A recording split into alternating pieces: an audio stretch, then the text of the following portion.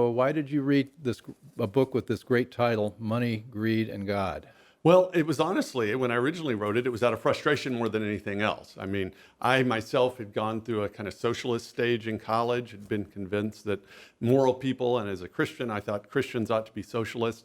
But I kept reading. I stumbled upon the economist Thomas Sowell and people like that. So by my senior year in college, I was convinced that the live alternatives, free enterprise, that is an economically free system, is the best that we're going to get this side of glory.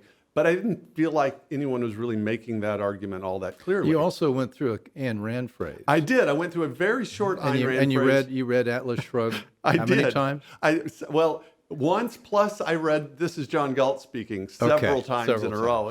Yeah, and she was the most bracing defender of, quote, capitalism or freedom that I had read up to that point. And I found her critiques of communism and collectivism really compelling, but I found her moral framework not especially compelling, in fact, off-putting. And for a while I thought, well, if we rely on Ayn Rand's argument for capitalism, we're probably in trouble. But honestly, I didn't deal with... So she exalted greed, Yeah, and loathed altruism. Altruism. In fact, Yeah. she has a book called The Virtue of Selfishness, which, she defines these words in idiosyncratic ways. Nevertheless, I think that's a rhetorical non-starter.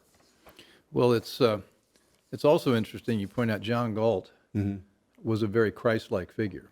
Yes. So when we talk, so hence the God in the title. You need. So what do you see as the moral basis for free enterprise? I mean, you've got a lot of elements in your book, but I wanted to maybe the headline. Well, the headline is, first, let's define our terms. What is free enterprise? Well, free enterprise it's an economic system with rule of law, limited government, a vibrant civil society and culture, and then a large arena for individuals and firms to be able to engage each other freely for mutually beneficial gain. That's what I mean by free enterprise. And so if you frame it that way, then the question is, okay, what is the system, short of utopia, which we can't get, that is best for the human person, best allows cultures to emerge from poverty, best allows people to exercise their ingenuity and creativity to create wealth for themselves and others. If you ask the question that way and you define the terms properly, there's just one answer, and it's free enterprise.